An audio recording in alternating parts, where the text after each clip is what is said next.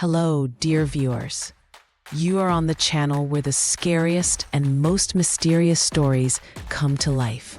True events, dark legends, and fictional tales that will send shivers even down the bravest spine. Every story here is a journey beyond the ordinary.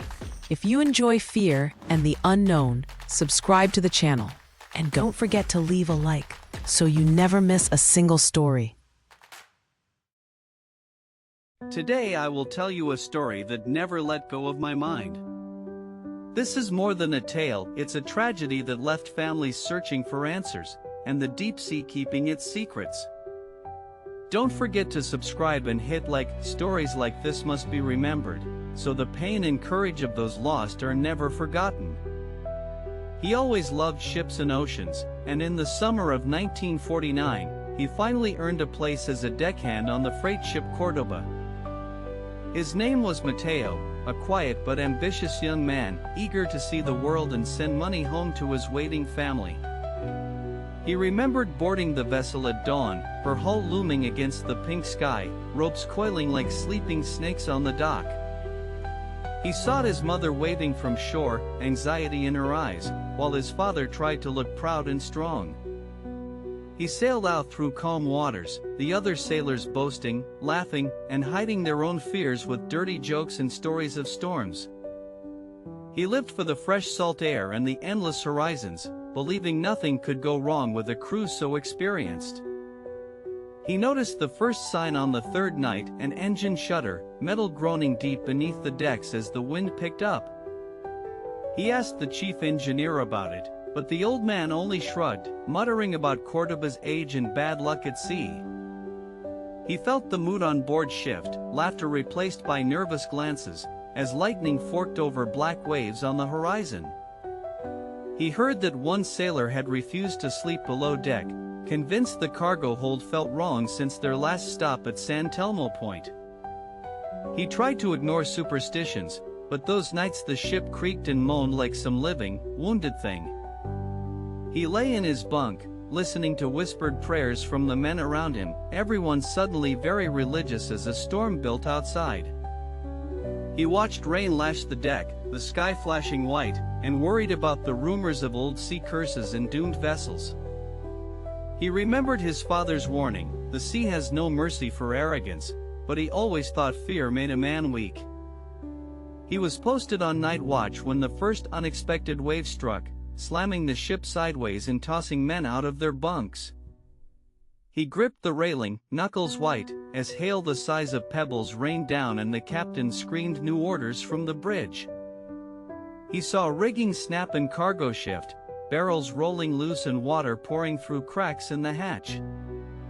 He shouted for help, but the wind smothered his voice, and the deck became a chaos of falling ropes and broken crates. He tried to secure a lifeboat, heart racing as another wave crashed over, tearing it loose and sending it spinning into the Black Sea. He watched a crewmate disappear under a wall of water, reaching out but unable to do anything except remember his name, Miguel. He struggled to reach the emergency radio, hoping to send a message, but the power flickered and the radio spat only static. He saw the captain, face pale and lips bloody, ordering men to the pumps, but the water level kept rising as if the sea was winning. He fought to save the ship, hands raw and eyes burning from salt and sweat, refusing to give in to panic. He heard a groan deeper than thunder, the hull buckling, rivets popping, the ship fighting one last losing battle with the storm. He lost his footing as the deck pitched hard port, the world tilting sideways, loose crates and bodies sliding in the darkness. He prayed harder in those minutes than ever before, the memory of his family burning behind his eyes. He saw oil lamps shatter, flames sputtering before hissing out, and wondered if that meant hope was gone. He watched the first mate cling to a broken mast, curses drowned by howling wind, his eyes wild with terror. He reached out for the emergency life raft, hands slippery, feeling the tug of men behind him also desperate for escape. He felt the ship lurch again, everything around him groaning as would split and the cold sea exploded upward through the broken deck. He tasted the salt spray, coughing as he tried to find air, light and darkness flickering as lightning split the night. He managed to throw himself into the water, cold biting like knives, and grabbed hold of torn canvas from the ruined raft. He floated for what felt like hours, waves tossing him high then crashing him low, the Córdoba slipping beneath the black water in silence. He searched for survivors, shouting into the wind, but the only answer was the slap of waves and distant thunder. He saw wreckage everywhere, crates, barrels, jagged planks, and the terrible emptiness where the ship had been.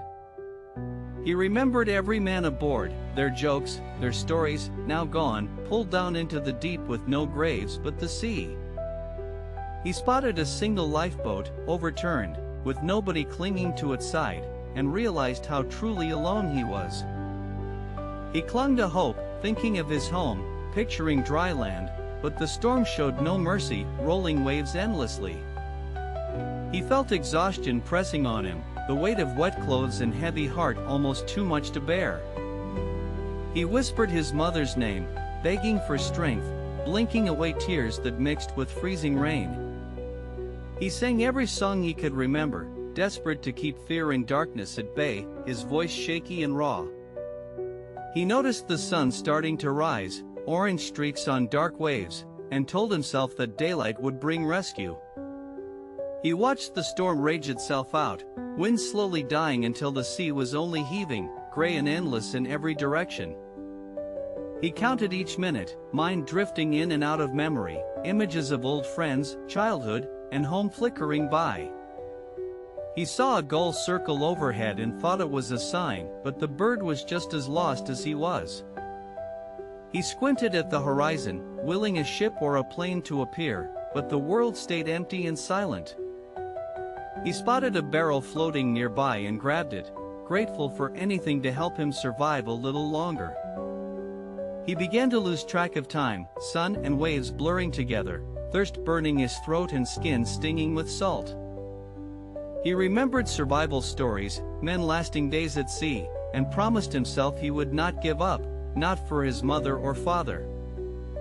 He watched as night fell again, darkness closing in, unfamiliar and terrifying, every sound louder, every shadow more threatening. He dreamed of home, about the smell of bread, the laughter of siblings, the warmth of a kitchen, everything he now feared he'd never see again. He woke to the burning sun, lips cracked, skin tight and hot, delirium creeping through his mind like a fog. He saw shapes on the horizon, blinking hard to be sure it wasn't his imagination. Finally, a small fishing boat coming closer.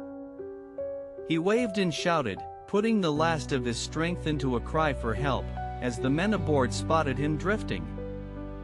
He collapsed as rough hands pulled him into the boat, their voices distant at first, then sharp and urgent, shouting for water and blankets. He woke days later, safe in a small village hospital, surrounded by unfamiliar faces and the smell of medicine and hope. He learned he was the only survivor of the Córdoba, the sea claiming every other crewman, their families left waiting for sons who would never return. He told his story to anyone who would listen, haunted by memory, swearing never to forget the men lost beneath the waves. He carried survivors' guilt his whole life, the weight of so many names carved deep into his heart. He returned every year to the shore where he last saw his mother and father, leaving flowers for every soul drowned by the unforgiving sea. He tried to make peace with what happened, but the nightmare returned every time rain lashed his windows or thunder cracked the sky. He wrote letters to the families of those who were lost, sharing memories and small comforts, doing what he could for those left behind. He avoided the ocean for years, but eventually stood at the water's edge, letting the tide wash over his feet, whispering a sad prayer. He became a steward of sailors' stories, warning young men to respect the power of the sea and remember those it claimed. He shared his story for them, the brave, the foolish, the frightened, because to be remembered is the only way to defeat forgetting. Until next time, take care of yourselves and your loved ones, and remember, the sea always keeps its secrets, but we must never forget its lessons.